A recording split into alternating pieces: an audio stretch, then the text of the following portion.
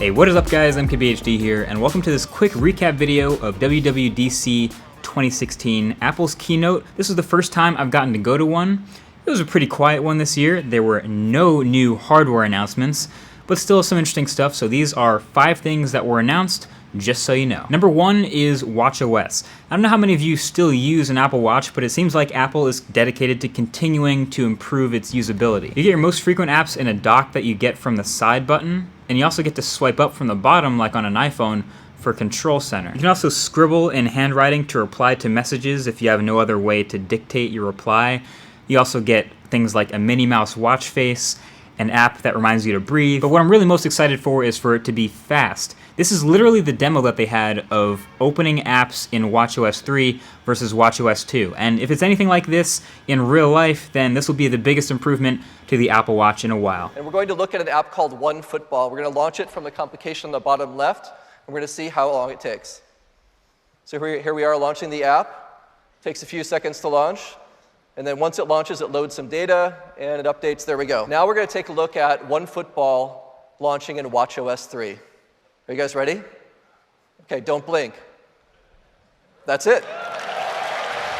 Number 2 is TVOS. Nothing terribly exciting here, but mostly just extending the iOS experience to the living room with more and better apps for the Apple TV. There's apparently something like 6,000 native apps for Apple TV now, which is a plus. And they're also going to have a dedicated iPhone Siri remote app, which will function the exact same way as the actual remote did, so you can control your Apple TV from your iPhone. So number 3 is macOS. A couple of bigger changes here. Number 1 obviously being the name. It's no longer OS X, it's just macOS Sierra. And its main focus was a bunch of continuity features actually, and we saw these in the beginnings of the last version of the OS. And it was looking really useful. So the first of which was called Auto Unlock, which is the ability to unlock your password-protected Mac with a trusted device, like your Apple Watch. So if you go to unlock your Mac and you're wearing your Apple Watch, it won't ask you for your password because it knows it's you, and it won't prompt you, it'll just log you right in. And there's other things like keeping all the files that you have on one Mac synced across all your computers, including your iPhone and your iPad, so you can have access to any of your files from anywhere. But my favorite was actually something called Universal Clipboard, which will allow you to copy and paste things across any device that has continuity. So you can copy something on your Mac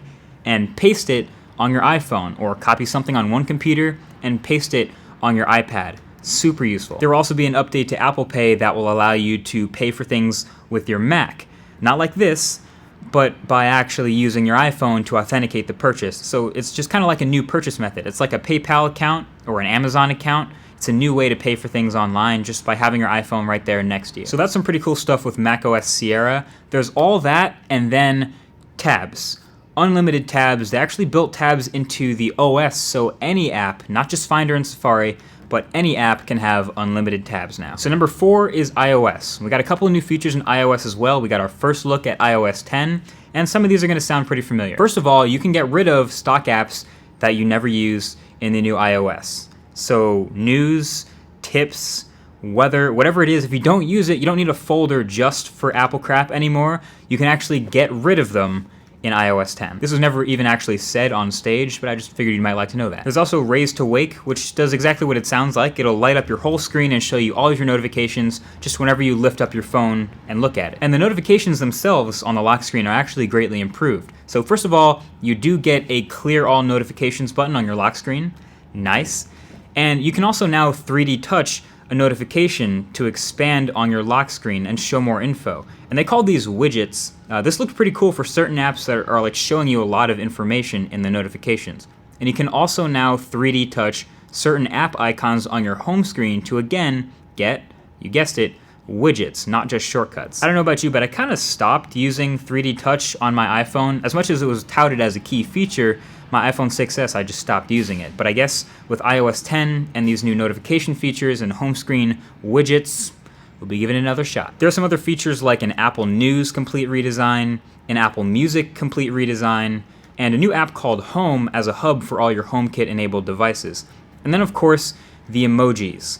All of the emojis, the emojification of messaging, if you will. When you switch to the emoji keyboard, Apple is literally going to give you suggestions for replacing words in your sentence with emojis, just to add emojis to them. Plus, they'll be 3 times bigger. Anyway, if you guys want to see all about iOS 10 and its new features, I'll link to John's new video. John from TLD dropped a video of way more new features in iOS 10 that you should check out. Worth a click. Moving on. So number 5, last but not least, is Siri. So she's, first of all, now on the Mac, so she's got her own little icon. She's right in the dock. And Siri's also now opened up to developers, so you can use Siri to send messages in WhatsApp or Slack, or just have Siri talk to other third-party apps. And that was actually part of a larger thread for the event, is them opening up a couple other things like Apple Maps and other technologies to developers to plug into third-party apps, which is good. I like that. Good job, Apple. But all the time they spent on Siri actually really highlighted a bigger overall trend in tech, which is the improvement of machine learning, the focus on machine learning. And it's a big dynamic topic, but an example of this was the new Photos app in iOS 10 will use machine learning to identify subjects in your iPhone's photos. And then the Gallery app will allow you to search those photos for things that it's identified, like people or mountains or animals. That's something that Google was just showing us at Google I/O, and that's what the Google Photos app has been doing, even on iPhones already, for a while now. And so Google Photos, it knows what I take pictures of, it knows the people, it knows the names, it knows the places, and then it turns that around with machine learning to make that useful to me. But that's machine learning, and so is the new Apple Maps giving you suggestions for places to go based on where you've been often or where you've traveled before. So that's also something Google's been doing in Google Maps for a while. So all this stuff has been brought to a focus, and I like that they're both using all the information that they get from their users to make it useful for us, but just an overall highlight of a bigger trend I've noticed. So this whole event of Apple basically playing catch up in software kind of highlights the fact that they are a hardware company first, and that just makes their future events for stuff like the MacBook Pro or the new MacBooks or the new iPhone 7 later this year, that much more exciting to wait for. Either way, that's pretty much it. Thanks for watching. Again, feel free to check out John's video on iOS by clicking up there or right below that like button, and I'll talk to you guys in the next video. Peace.